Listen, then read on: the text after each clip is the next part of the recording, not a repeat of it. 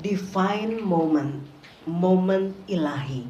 Bapak Ibu Saudara, di dalam kehidupan kita tahu bahwa kehidupan tanpa pengalaman pribadi adalah sesuatu yang membosankan. Saudara, di zaman kita sekarang, di zaman serba digital, di zaman serba internet, di zaman serba sosial media, saudara, kita gampang sekali lihat segalanya. Gak ada yang gak bisa kita lihat di internet, ya kan? Gak ada yang gak ada, saudara. Jadi semuanya ada. Saudara mau cari resep, mau cari biografi orang, mau cari sejarah, mau cari segala macam ada. Dan saudara, seringkali di tengah kelebihan dan kekurangan kemajuan perkembangan zaman ini, saudara, kadang-kadang kita nggak tahu memanfaatkannya dengan baik, tetapi kita pakai untuk buka medsos, jujur aja, ya kan, daripada kita pakai untuk belajar ini, belajar itu, browsing hal-hal yang menyenangkan. Sejujurnya kita banyak pakai waktu kita untuk media sosial, karena kita ini orangnya kepo, ya, istilah sekarang, kita pengen tahu apa yang terjadi dengan orang lain. Sehingga apalagi kalau zaman-zaman seperti ini, zaman-zaman liburan, saudara, ketika saudara buka Facebook, saudara buka Instagram, saudara buka Twitter, saudara akan melihat yang satu lagi pergi liburan ke Bali, yang satu lagi pergi liburan ke Amerika, satu lagi pergi liburan ke Singapura, dan saudara akan bertanya, saya nggak kemana-mana, ya kan saudara? Nah, pada saat-saat ini mungkin sepertinya saudara kita bisa tahu keadaan orang, tetapi ketahuilah bahwa sering kali hal seperti itu membawa kita jadi lebih depresi, ya kan saudara? Kembali pada pengalaman pribadi tadi, saudara, kita bisa lihat Paris, kita bisa tahu yang namanya Menara Eiffel, kita tahu yang namanya Menara Big Ben di London, kita tahu jembatan Golden Gate di San Francisco. Tetapi saudara, kalau ditanya tahu Menara Eiffel, tahu di Bali ada pura yang begini, tahu. Tapi pernah ke sana? Belum. Ya kan? Karena kita lihat di handphone kita, saudara. Demikianlah dalam hidup kita, seringkali kita nggak puas cuma lihat dari gambar. Kita kepengen punya pengalaman pribadi, berkunjung sendiri, lihat sendiri. Kita kepengen bisa ke sana sendiri, saudara. Begitu juga dengan Tuhan, saudara. Ketika kita nggak punya pengalaman pribadi dengan Tuhan, seperti kita lihat Paris dari handphone, seperti kita cuma lihat kincir angin di Belanda dari Instagram. Indah, bagus, tapi saya kok nggak nyampe ya. Saya kok cuma lihat gambarnya. Saya kok nggak ngalami sendiri, nggak menghirup udaranya, nggak tahu, nggak berada di sana. Nah, Bapak Ibu Saudara, pada saat ini saya ingin sama-sama kita belajar tentang yang namanya divine moment, di mana kita punya pengalaman pribadi dengan Tuhan, di mana ada suatu saat, suatu ketika, di mana Tuhan, di mana yang ilahi, yang sorgawi turun dan menyentuh sesuatu di dalam hidup kita. Saudara, ada banyak orang berkata, saya jadi anak Tuhan bertahun-tahun, saya orang Kristen dari sejak saya masih dalam perut mama saya. Tetapi kenapa hidup saya begini-begini aja? Kenapa hidup saya nggak berubah? Kenapa nggak ada yang terjadi apapun? Kenapa orang lain mengalami berkat, orang lain mengalami terobosan, orang lain mengalami lompatan? Kenapa saya enggak? Kenapa saya begini-begini aja? Saya muter-muter aja di sini. Saudara, percayalah bahwa orang itu mungkin Kristen, orang itu mungkin percaya kepada Tuhan, tetapi yang ilahi, yang dari Tuhan belum sungguh-sungguh menyentuh kehidupannya. Karena saya percaya ketika sesuatu yang dari Tuhan terjadi, membakar hidup kita, menyentuh hidup kita berubah. Hidup kita menjadi sesuatu yang lebih baik. Hidup kita menjadi tepat seperti yang Tuhan Yesus kehendaki. Biarlah pada saat ini, saudara, firman Tuhan katakan, Tuhan sendiri akan bangkit. Tuhan menanti-nantikan saatnya hendak mengasihi kita. Tuhan hendak menanti-nantikan saatnya hendak menyayangi kita. Saudara, ada seorang pernah mengatakan begini, Tuhan sama kita tuh seperti hubungan dua orang, ya kan? Kalau orang masih kencan ini ya, saudara, yang cowoknya ngajakin, yuk kita jalan yuk, kemudian ceweknya, yuk kita ngapain nih? Nonton? Yuk boleh. Nonton apa? Terserah. Film drama, komedi, film silat, perang, terserah. Atau film romance, terserah. Ya udah deh, kalau kamu nggak mau nonton, kita makan apa nih? Makan bakso, makan sate kambing, makan apa? Terserah. Saudara kebayang nggak dari pihak yang bersemangat, berapi-api, mau ngajak makan, mau ngajak nonton, pengen menyenangkan pasangannya, yang diajak terserah. Saudara ilfil nggak? Malas kan? Gak jadilah. Malas, kamunya lagi nggak kepengen gitu ya. Saudara, Tuhan tuh lagi bersemangat sama kita. Tuhan pengen mencurahkan berkatnya. Tuhan pengen melakukan sesuatu. Tapi kalau dari pihak kita, ya sudahlah, pokoknya begini aja.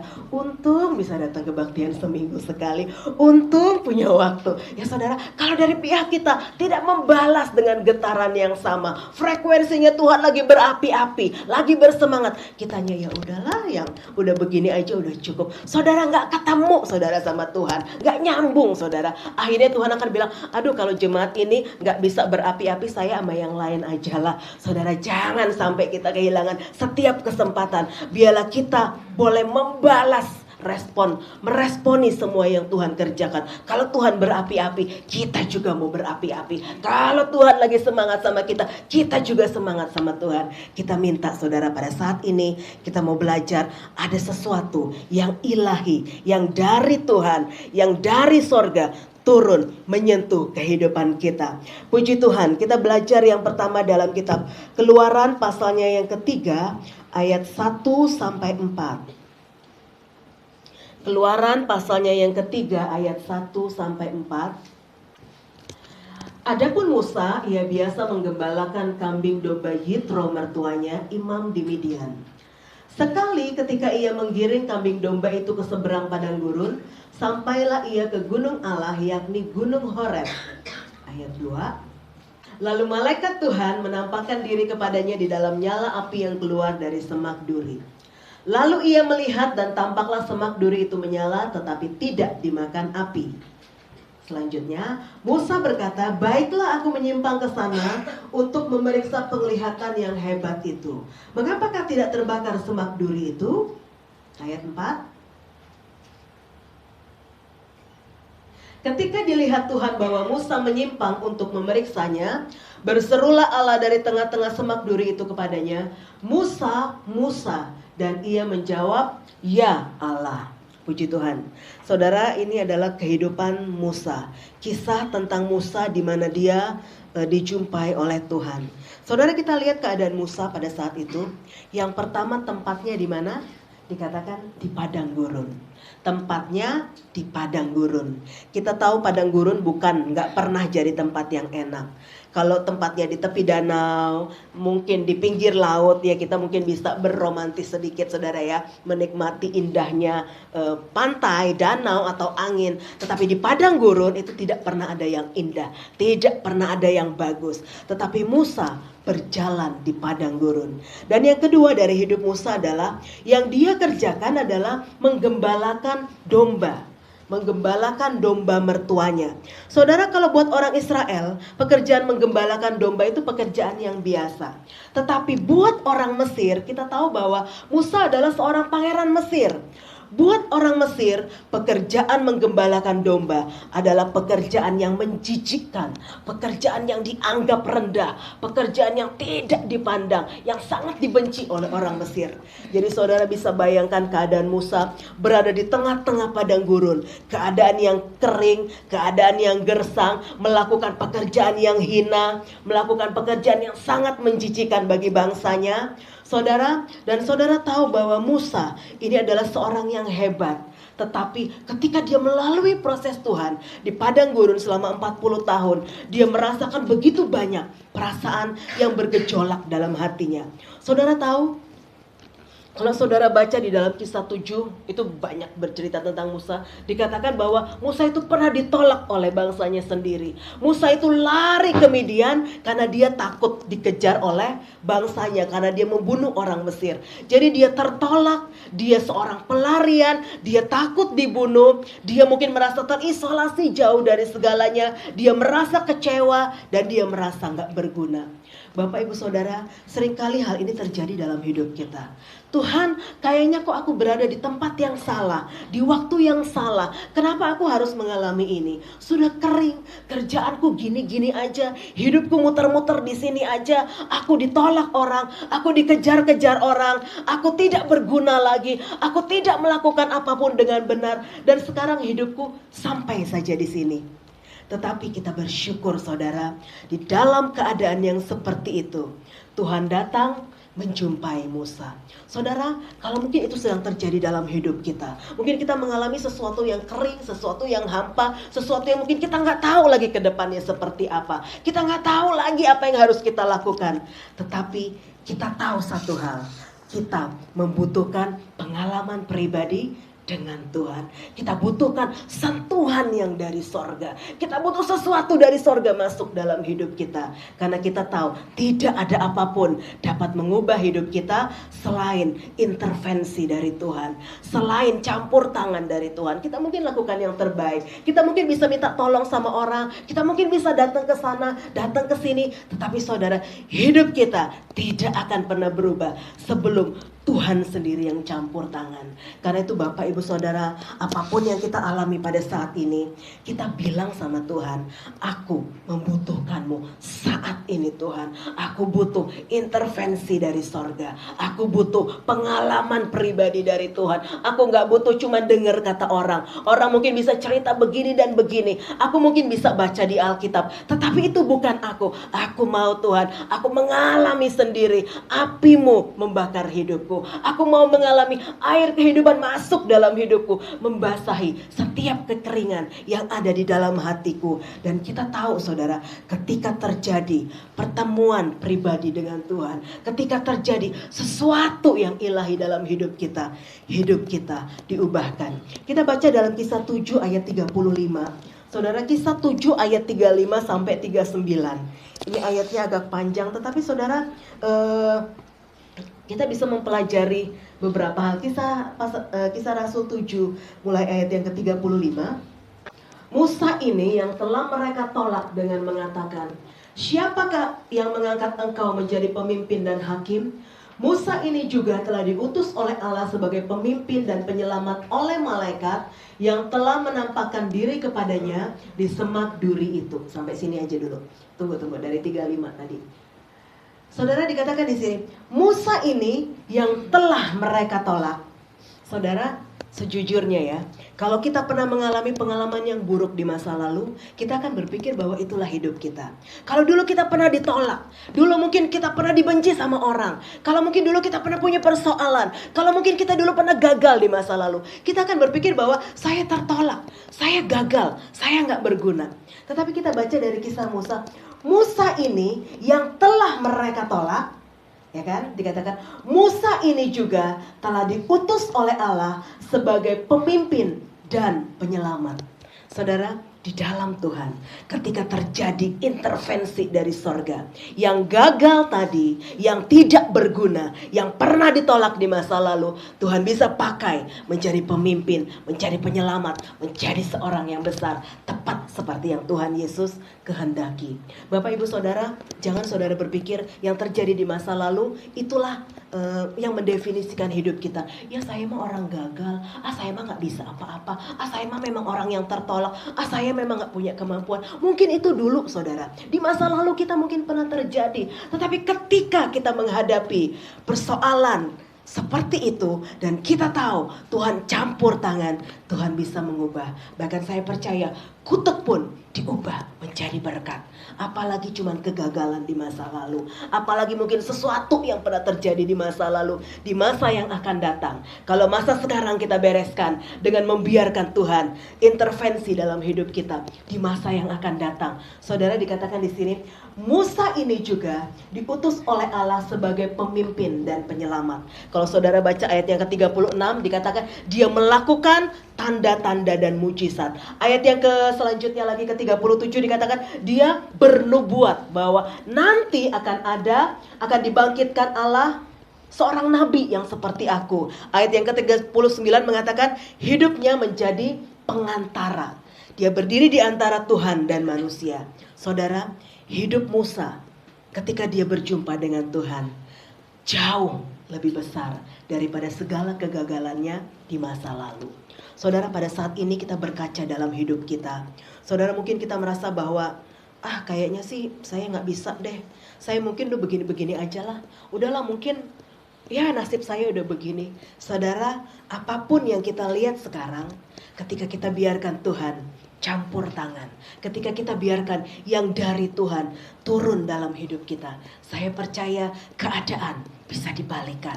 Saya percaya Tuhan bisa mengangkat dan membalikkan keadaan. Tuhan bisa mengubah keadaan kita. Tuhan bisa mengangkat yang rendah. Dia meninggikan kita. Dia bisa melakukan segala perkara, saudara. Karena itu satu hal yang perlu kita izinkan terjadi adalah Tuhan intervensi dalam hidup kita.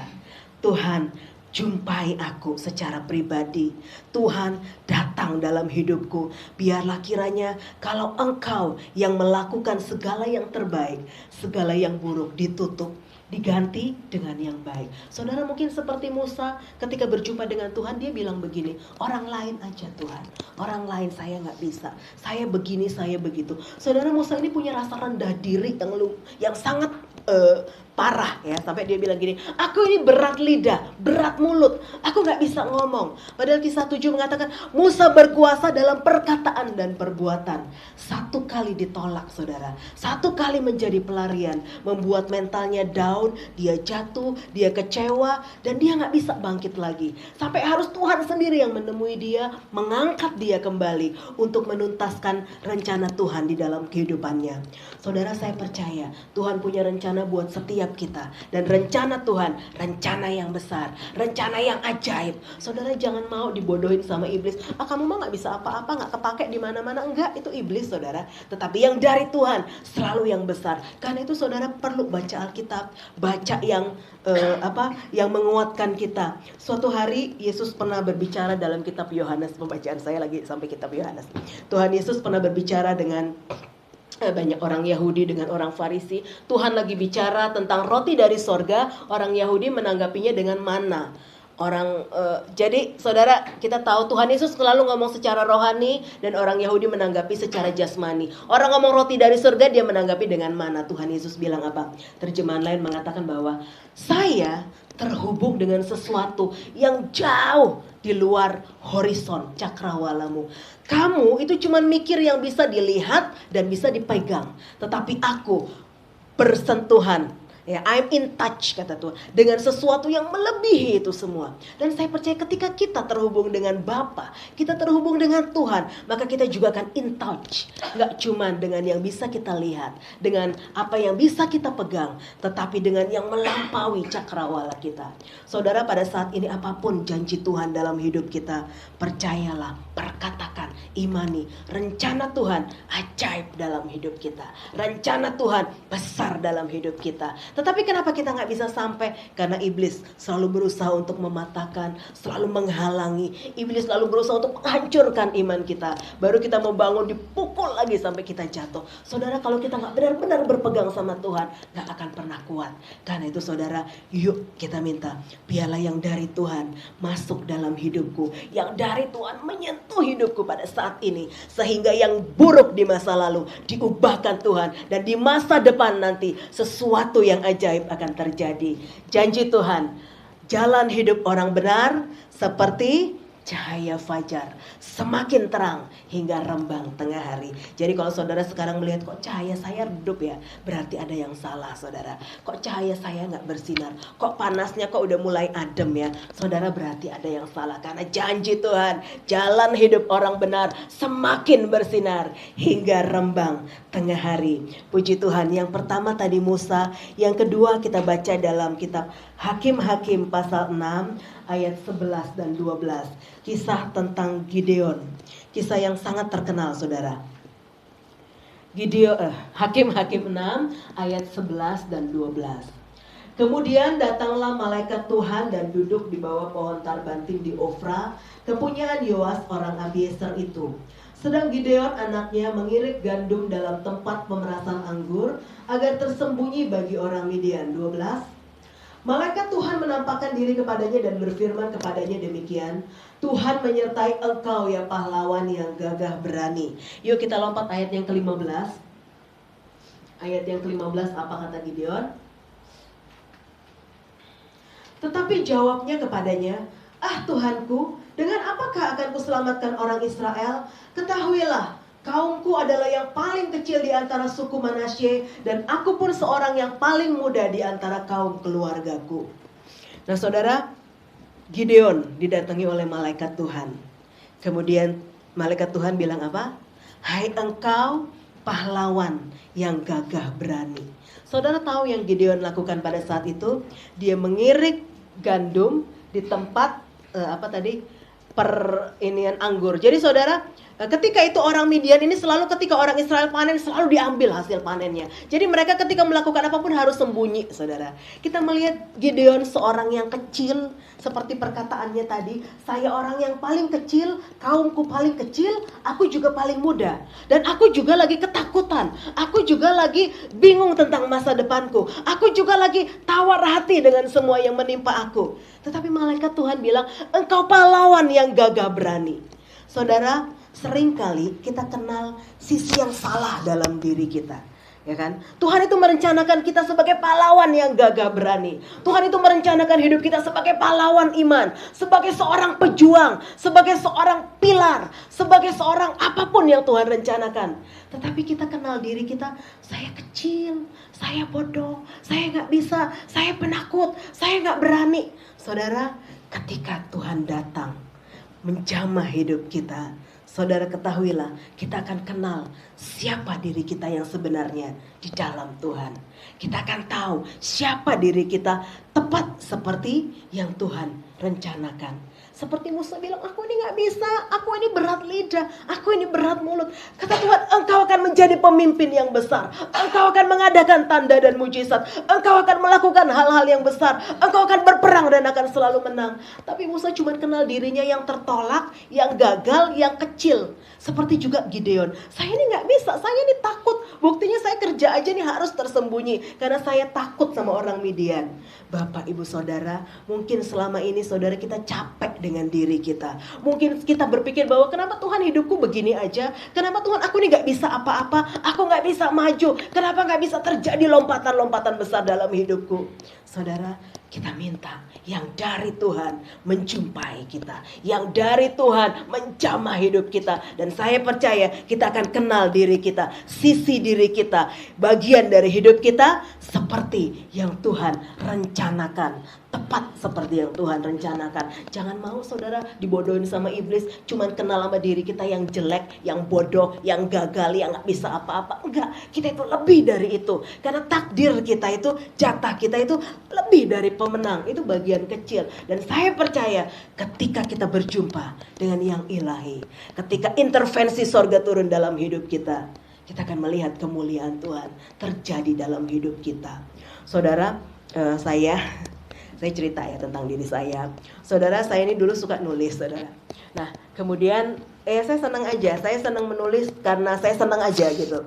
Kemudian ya saya bersyukur ada banyak orang bilang bahwa nggak tahu, mereka panggil saya Kak, Bu, Mbak, Tante, apa aja gitu ya. Pokoknya sering kali saya dapat message gitu ya bahwa saya baca blog kamu dan itu sangat memberkati. Saya ngerasa gak punya gairah hidup. Saya baca tulisan kamu dan saya ngerasa punya semangat lagi. Banyak orang merasa diberkati. Tetapi saudara tahu, saya senang dengan hal itu. Saya bersyukur karena buat saya menulis karena saya senang aja. Nah, kemudian ada seorang pendeta. Ini pendeta muda loh saudara. Kemudian dia, saya juga lupa waktu itu kita chat di YM atau di mana gitu ya. Dia bilang gini, aduh terima kasih ya, saya baca blog kamu, kata dia. Saya lagi cari bahan renungan khotbah. Waduh, saya bilang gitu.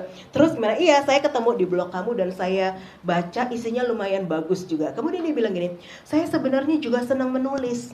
Terus tapi saya takut. Kenapa? Takut kalau tulisan saya dibaca orang, kata dia. Loh, kok gitu? Jadi nulisnya di mana? Di laptop aja. Jadi tulisannya banyak, katanya disimpan di laptop. Saya bilang, loh kenapa? Nulis aja. Kamu takut menulis karena takut dibaca orang, ya kan? Tetapi saya menulis karena saya nggak mikir mau dibaca orang. Saya menulis karena saya senang menulis. Dan saya bersyukur kalau orang merasa diberkati, itu cuma sebuah bonus buat saya. Kemudian saudara dibilang, ya udah deh, saya pengen belajar karena lihat blog kamu, katanya dia. Saya jadi merasa terdorong untuk menulis sendiri. Kemudian berapa lama kemudian dia tunjukin, saudara, ini alamat blog saya, dibaca ya. Pas saya buka, saudara, saya bilang, wow, ini keren banget, lebih bagus dari blog saya. Dan saya bersyukur, saudara, dia punya follower yang banyak, pembaca yang banyak. Saya bersyukur karena apa? Dia terinspirasi karena baca blog saya. Banyak orang terinspirasi karena baca blog saya. Tetapi suatu satu kali dalam hidup saya, ketika saya jatuh, saya lemah, saya kecewa, saudara tahu, saya pernah berniat bunuh diri. Dan saya berpikir, saya ini orang yang dipakai Tuhan katanya untuk membangkitkan semangat orang lain. Tetapi saudara, kalau kita nggak jaga hidup kita, setan ambil semua itu dan dia balikan keadaan sehingga kita merasa diri kita tidak berguna, diri kita hampa, diri kita nggak bisa melakukan apapun. Kita kecewa, kita jatuh dan nggak bisa bangkit lagi. Tetapi saya bersyukur sama Tuhan, saudara, saya yang sama, yang katanya dipakai Tuhan, ya istilahnya dipakai Tuhan lah, walaupun mereka anak Tuhan apa enggak, walaupun orang bilang saya baca blog kamu, saya terberkati, sayanya sendiri yang ngalami, saya merasa kecewa dan setengah mati pengen bunuh diri. Tetapi sekarang saya bersyukur Tuhan balikan keadaan. Saudara, kalau kita berjumpa dengan Tuhan secara pribadi, yang jelek bisa jadi baik, yang baik lebih baik lagi, saudara. Jadi jangan pernah puas, saya mah udah baik, udah cukup, saya udah cukup seperti ini. Saudara jangan pernah puas sama Tuhan, jangan pernah puas sama Tuhan. Tetapi biarlah kita dibawa terus sama Tuhan, naik terus sampai apapun yang Tuhan bisa kerjakan di dalam kehidupan kita. Bapak ibu saudara, satu orang yang sama, Musa yang ditolak, bisa dipakai oleh Tuhan. Gideon yang merasa kecil, Gideon ini dipakai oleh Tuhan menjadi seorang pembebas, penyelamat, pahlawan yang gagah berani. Kalau saudara mungkin pada saat ini sedang merasa bahwa saya ini seorang yang kecil dan tidak berarti. Berarti saudara, kita butuh yang dari Tuhan masuk di dalam hidup kita. Bagian yang ketiga, Yohanes 9 ayat 1-3. Waktu Yesus sedang lewat, ia melihat seorang yang buta sejak lahirnya. Ayat 2. Murid-muridnya bertanya kepadanya, Rabi, siapakah yang berbuat dosa? Orang ini sendiri atau orang tuanya sehingga ia dilahirkan buta? Jawab Yesus, bukan dia dan bukan juga orang tuanya, tetapi karena pekerjaan-pekerjaan Allah harus dinyatakan di dalam dia. Puji Tuhan. Saudara, terjemahan bahasa Indonesia cuma seperti ini. Tetapi terjemahan bahasa Inggris mengatakan, ketika murid-murid bertanya, siapa yang salah, Rabi? Tuhan bilang, you are asking the wrong question. Kamu tanya pertanyaan yang salah. Kamu cari seseorang untuk disalahkan.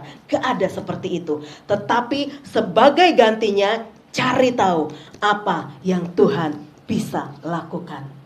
Saudara, sejujurnya kalau kita sedang merasa sesuatu yang buruk terjadi dalam hidup kita, nomor satu yang kita lakukan apa? Cari siapa yang salah. Nih, siapa nih yang salah nih sehingga begini nih? Ini nih, kenapa bisa begini nih? Kenapa bisnis saya jadi begini? Siapa yang menghalangi? Kenapa ya kan saudara? Nomor satu yang kita cari ketika sesuatu yang buruk terjadi, siapa yang salah? Tetapi terjemahan bahasa Inggris Tuhan katakan, kamu tanya pertanyaan yang salah. Kamu cari seseorang untuk disalahkan. Saudara, ketika itu terjadi dalam hidup kita, firman Tuhan katakan, look instead for what God can do. Cari tahu apa yang Tuhan bisa lakukan. Kalau mungkin udah salah, udah jatuh, udah terpuruk, udah gak tahu lagi harus berbuat apa, gak usah cari siapa yang salah. Gak usah tanyain siapa yang salah. Tetapi kita cari tahu apa yang Tuhan bisa lakukan di dalam kehidupan kita. Saudara, kalau kita mau cari siapa yang salah, muter-muter gak ada yang salah. Pasti saudara, gak ada yang mau. Saudara, kayak dua anak saya, wah kamu sih begini, oh kok kamu sih, wah gak akan bakalan ketemu, saudara. Kalau kita belain juga mana yang benar, yang ada kita jadi dimusuhin oleh yang satu, saudara. Tetapi ketika kita belajar dalam setiap hal yang terjadi, mungkin saudara kita mengalami kebangkrutan, kerugian, kemalangan, mungkin ditipu orang, mungkin dikhianati orang, atau apapun lah saudara yang terjadi dalam hidup kita. Yuk kita belajar, cari tahu apa yang Tuhan bisa lakukan. Ayat 6 kita baca yuk, Yohanes pasal 9 ayat yang ke-6. Ini ajaib banget ya. Ayat yang ke-6. Setelah ia mengatakan semuanya itu, ia meludah ke tanah dan mengaduk ludahnya itu dengan tanah, lalu mengoleskannya pada mata orang buta tadi. Ayat 7.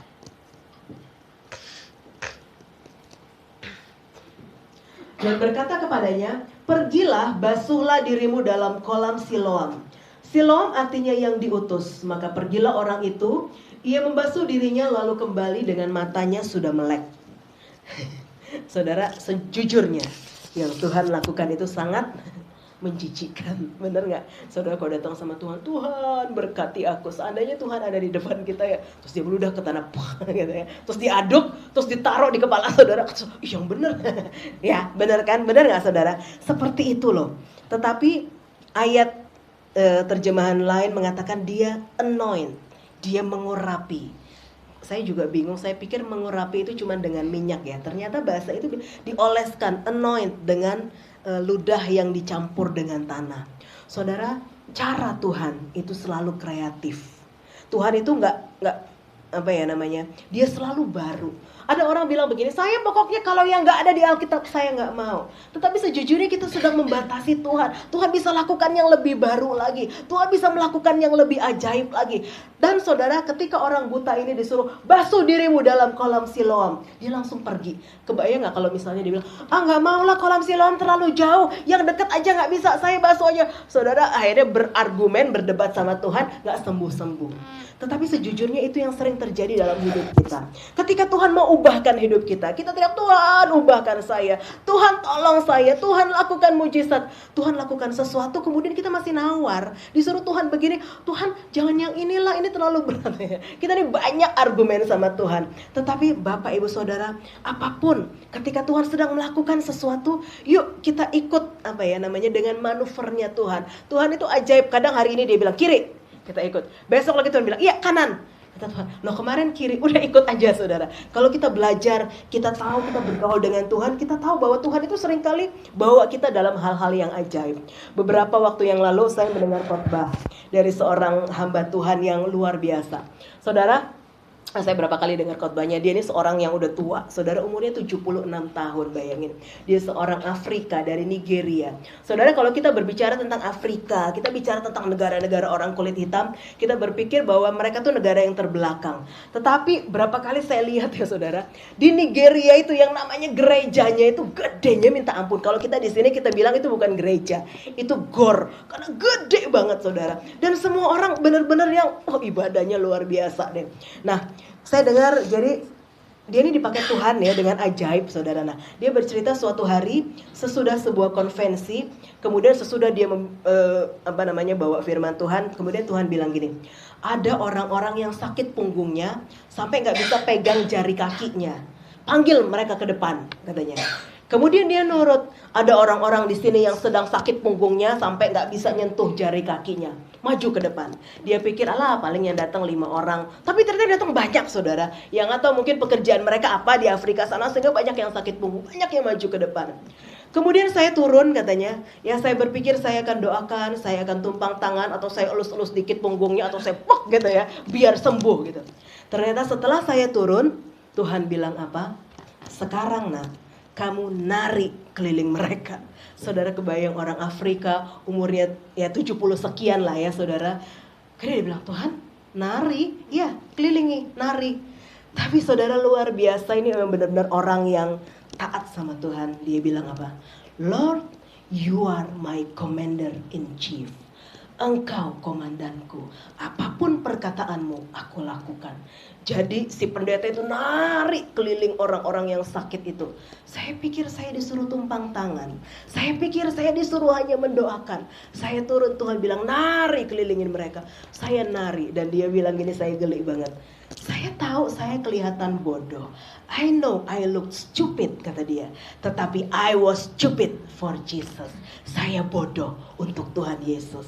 Saudara saya jujur aja waktu saya dengar gitu, saya berpikir Tuhan ajari aku juga seperti itu. Karena kadang-kadang ketika Tuhan taruh sesuatu dalam hidup kita, kita tuh nawar, bener nggak? Kadang Tuhan bilang, nak begini ya. Tuhan itu bukannya berarti harus kita dengar secara secara dengar di telinga. Tetapi kadang Tuhan taruh suatu beban dalam hidup kita. Ayo lakukan sesuatu. Ayo begini. Ayo begitu. Tapi kita ini suka ndablek. Enggak lah, ini bukan suara Tuhan kali. Enggak. Kita ini ndablek loh ya kan. Tetapi jujur waktu saya dengar gitu, saya bilang Tuhan ajari aku untuk seperti orang ini. Kemudian dibilang saya narik keliling orang itu. Dan setelah 5 menit Tuhan bilang cukup nak. Sekarang bilang sama mereka, pegang kakimu semua, pegang jari kakimu. Dan semua bisa pegang jari kakinya. Saya bilang, luar biasa ya, hamba Tuhan dipakai Tuhan menyembuhkan orang, gak tumpang tangan, gak doa, nari keliling situ. Saudara, seringkali cara Tuhan itu seperti itu, ajaib, kreatif, unik. Tetapi saudara, kalau kita memandang dari sisi yang lain, seringkali kita, oh gak ada kok di Alkitab yang seperti itu. Jangan seperti itu saudara. Ketika Tuhan berbicara, ketika memang disuruh Tuhan, ajari aku untuk mengerti rencanamu. Ajari aku untuk melakukan yang kreatif seperti yang engkau kerjakan. Saudara, saya suka berpikir begini nih ya saudara. Kadang-kadang kita ini pro kontra sama apa yang Tuhan inginkan. Saudara, misalnya Tuhan bilang begini, hai jemaat Philadelphia, aku mau kasih kamu sebuah tanah. Tetapi syaratnya adalah 7 hari kamu harus kelilingin tanah itu. Saudara, sejujurnya kalau Tuhan ngomong gitu sama kita dan saya bilang, ayo saudara, kita kelilingin ya besok jam 5 pagi. Sejujurnya ada yang datang gak? Saudara akan berkata, mungkin ada 1, 2, 5 orang ada. Tetapi sejujurnya akan ada di antara kita, sepertinya gereja ini mulai aneh ya. Benar apa enggak saudara? Tetapi kalau memang itu dari Tuhan, lakukan saja. Kalau memang Tuhan perintahkan kita, seperti pendeta ini, nari dia. Dan saya geling banget, saya bayangin bapak tua gitu ya, nari. Mungkin orang ini kenapa nih ya? Tetapi dia melakukan apa yang Tuhan suruh. Dan semua orang yang maju disembuhkan Tuhan. Oh saudara, saya dengar kesaksiannya ya. Aduh luar biasa. Nah kemudian suatu kali, apa saya cerita. Suatu kali dia cerita anaknya tuh di Inggris. Jadi dia di Nigeria, anaknya di Inggris. Kemudian dia mau kunjungin anaknya. Nah di bandara dia bilang, loh anak saya mana kok gak jemput? Kok yang jemput orang lain? Kemudian yang jemput bilang, anak bapak lagi terbaring sekarat di rumah sakit. Dia kaget, hah kenapa? Iya pak, ya udah kita lihat aja. Akhirnya pas dilihat ternyata anaknya ini didiagnosa terkena kanker. Dan terkena kanker yang sudah hopeless. Jadi ya udahlah, nggak ada harapan lagi. Saudara, waktu dia datang ke rumah sakit, ternyata anaknya udah dijadiin satu ruangan dengan semua orang penderita kanker yang dikatakan hopeless, udah nggak ada harapan lagi. Kemudian dia bilang sama mungkin suster atau apa, saya mau berdoa buat anak saya katanya. Kemudian si suster ini cuman agak meremehkan, mungkin di Inggris ini orang kulit hitam dari mana gitu ya. Dia bilang, terserah pak, bapak boleh lakukan apapun karena anak bapak itu sudah hopeless. Jadi bapak terserah mau lakukan apapun boleh. Anak bapak itu udah gak ada harapan. Gak apa-apa, saya mau tetap berdoa katanya. Bapak ini masuk dan dia berdoa buat anaknya. Dia bilang begini, Inggris itu beda dengan Afrika. Kalau di Afrika kita boleh bebas berdoa buat siapa aja. Tetapi kalau di Inggris, kalau kita berdoa tanpa dipanggil, maksudnya nggak diminta, kita bisa dituntut. Jadi saya nggak berani macam-macam. Saya masuk ke ruangan itu, saya berdoa buat anak saya dan saya keluar, kata dia. Kemudian udah dia keluar, dia bilang ini hari Sabtu. Hari Rabu saya dengar kabar anak saya keluar dari tempat itu dan tidak ada ditemukan sel kanker dalam tubuhnya. Sabtu sampai ke Rabu, saudara. Waduh, waktu dengar itu katanya, saya bahagia banget, saya gembira banget. Tetapi yang lebih membahagiakan lagi adalah 11 orang yang ada di ruangan itu semuanya keluar dan dipindahkan, disembuhkan oleh Tuhan. Saudara, saya lihat ajaib banget ya. Orang dari Nigeria loh, orang dari Afrika yang gak kita pandang, dia berdoa buat anaknya, satu ruangan, susternya aja udah mandang, udah terserah deh bapak mau apa deh, anak bapak udah hopeless. Tetapi ketika seorang yang mau menyerahkan hidupnya buat Tuhan, ketika dia melakukan apa yang disuruh Tuhan, kata dia, gak cuma anak saya, 11 orang yang ada di ruangan itu semuanya keluar, semuanya disembuhkan. Dan saya percaya banyak orang melihat keajaiban pada saat itu. Bapak ibu saudara, di dalam kehidupan kita saya percaya banget bahwa Tuhan punya rencana yang besar. Tuhan punya rencana yang ajaib. Tuhan punya sesuatu yang besar untuk jadi jatah kita. Tetapi seringkali seperti tadi, kita cuma jadi orang yang, ya terserah deh Tuhan, terserah deh, kamu mau apa, terserah. Saudara, jangan seperti itu. Yuk kita bangkitkan hidup kita. Kita bangkitkan semangat yang ada dalam hidup kita. Kita minta sama Tuhan, api yang dari Tuhan. Api yang dari Tuhan, air kehidupan yang dari Tuhan mengalir dalam hidup kita, mengubahkan hidup kita. Saudara, kisah ini adalah seorang yang buta dari sejak lahir. Saudara tahu buta dari lahir itu menggambarkan gak ada harapan untuk melihat, ya kan? Karena mungkin dia udah gak punya bola mata. Saudara, kalau orang gak punya bola mata, mau di apa-apain juga tetap gak bisa lihat, karena gak ada bola mata. Dia buta dari lahir. Seringkali juga dalam hidup kita merasa saya udah gak ada harapan. Dari lahir saya udah begini, keluarga saya begini, keadaan saya begini, pendidikan saya begini. Tetapi sebuah ayat mengatakan bahwa buluh yang patah terkulai tidak akan diputuskannya, dan sumbu yang pudar nyalanya tidak akan dipadamkannya.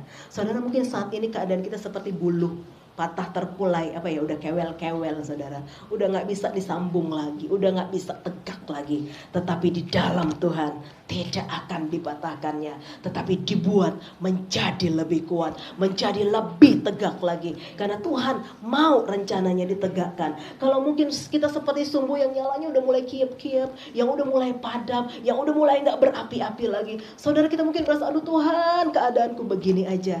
Tetapi saya percaya Tuhan melihat, Tuhan suka berurusan dengan hal-hal yang kecil, Tuhan suka berurusan dengan hal-hal yang diabaikan orang, yang tidak terpandang, yang hina, yang kecil, yang bodoh. Jadi saudara bersyukur kalau kita mungkin keadaan kita kecil, gak dipandang orang. Bersyukur banget karena Tuhan menunjukkan pandangannya kepada orang-orang yang seperti itu. Buat orang lain tidak ada harapan, tetapi di dalam Tuhan, walaupun mungkin peluangnya, ada orang bilang peluangnya 0,00001.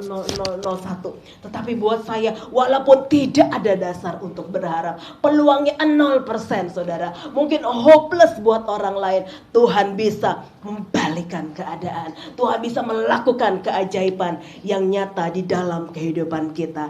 Yuk kita minta yang dari Tuhan terjadi. Hampir selesai. 1 Samuel pasalnya ke-16. Ayatnya yang ke-11 sampai 13. Saudara, kita baca kisah yang terkenal semua ya. 1 Samuel pasal yang ke-16 ayat 11 sampai 13. Lalu Samuel berkata kepada Isai, "Inikah anakmu semuanya?" Jawabnya, "Masih tinggal yang bungsu tetapi sedang menggembalakan kambing domba." Kata Samuel kepada Isai, "Suruhlah memanggil dia sebab kita tidak akan duduk makan sebelum ia datang kemari."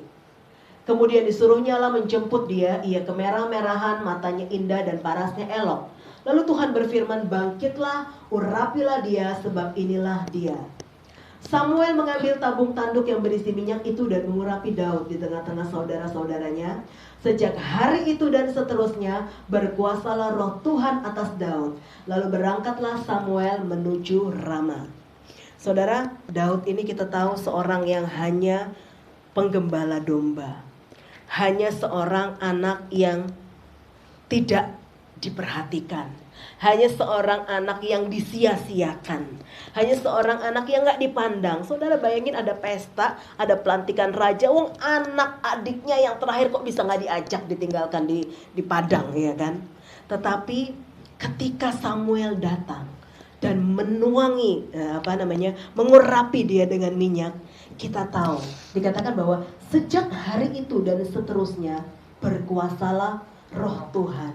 Saudara, Daud yang cuma seorang penggembala domba, seorang yang mungkin gak diperhatikan di tengah keluarganya, seorang yang mungkin terbuang, seorang yang mungkin gak diperhatikan, gak dipandang, gak dianggap, saudara. Ketika turun urapan yang dari sorga, dia diangkat levelnya menjadi seorang penakluk raksasa. Bapak ibu saudara, kita mungkin berpikir, kok orang bisa melakukan yang besar, kok aku enggak? Saudara, mungkin kita butuh urapan yang baru.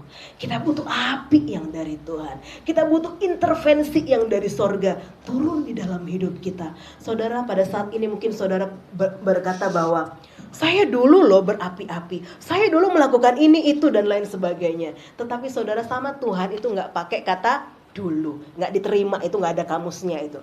Tetapi Tuhan kata, sekarang bagaimana? Saudara, biarlah kiranya kita semua yang ada, kita minta saudara, urapan yang baru. Kita minta api yang baru. Kita minta campur tangan Tuhan, sentuhan Tuhan yang dari sorga harus masuk dalam hidup kita. Kalau enggak akan pernah berubah sampai kapanpun. Hidup kita susah, Biarpun ditolongin orang gimana pun caranya. Tetapi kalau dari sorga gak turut campur tangan, tetap aja susah. Mungkin kelihatannya ditolong sedikit-sedikit, tetapi tetap susah. Karena yang di dalam ini gak berubah. Yang di dalam ini gak dibenahi. Yang di dalam ini gak menyala, saudara. Tetapi baiklah kita semua. Saya percaya, saudara. Saya percaya kalau kita pengen punya pengalaman pribadi ke Paris, ke New York, ke London, ke Jepang ya saudara. Terlebih dari semua itu, kita merindukan pengalaman pribadi, perjumpaan dengan Tuhan, mengasihi Tuhan, menjumpai Tuhan. Yuk saudara, di dalam hidup kita gak bisa seperti ini aja. Tetapi kita merindukan sesuatu yang besar. Dalam hidup saya merindukan yang besar, yang ajaib. Saya selalu mengimani, walaupun mungkin sepertinya orang bilang, akad buktinya hidupmu biasa. Oh sekarang saudara lihat biasa. Tetapi ada saatnya nanti Tuhan kerjakan yang ajaib, yang belum pernah saya pikirkan, yang belum pernah saya lihat akan terjadi. Karena itu janji Tuhan. Saudara pegang setiap janji Tuhan di dalam kehidupan kita. Saudara, pengalaman pribadi mahal harganya. Kalau saudara cuma lihat Bali dari handphone, saudara cuma bayar pulsa, betul? Cuman bayar kuota. Tapi kalau saudara mau ngalami Bali sendiri, saudara harus bayar beli tiketnya. Kalau saudara pengen lihat Amerika sendiri, saudara harus beli tiketnya untuk sampai di sana. Pengalaman pribadi, harganya selalu lebih mahal. Kalau kita mungkin selama ini dengar kesaksian orang begini, kesaksian orang begitu, itu harganya murah, saudara. Tetapi kalau kita pengen mengalami, ada harga yang harus dibayar. Kita teriak sama Tuhan, Tuhan aku pengen perubahan dalam hidupku. Aku pengen kemajuan dalam hidupku. Aku pengen peningkatan dalam hidupku. Ketahuilah bahwa siap gak kita terima perubahan? Siap gak kita bayar harganya? Yuk Bapak Ibu Saudara, kita datang sama Tuhan. Siapkan hati kita, buka hati kita. Nah ketika kita datang dengan penuh kerinduan, ketika kita datang saudara dengan penuh rasa haus akan Tuhan, saya percaya Tuhan memberikan yang ajaib dalam hidup kita. Saat ini kita datang sama Tuhan, kita lihat sama Tuhan. Kita bawa hidup kita yang terbatas. Mungkin seperti Musa saudara, kita bilang saya gak bisa apa-apa. Seperti Gideon kita bilang saya ini penakut Tuhan. Seperti Daud kita ini gak dianggap. Seperti orang buta kita bilang gak ada harapan buat hidupku. Tetapi ketika yang dari Tuhan turun menyentuh hidup kita, yang besar, yang ajaib akan terjadi dalam hidup kita.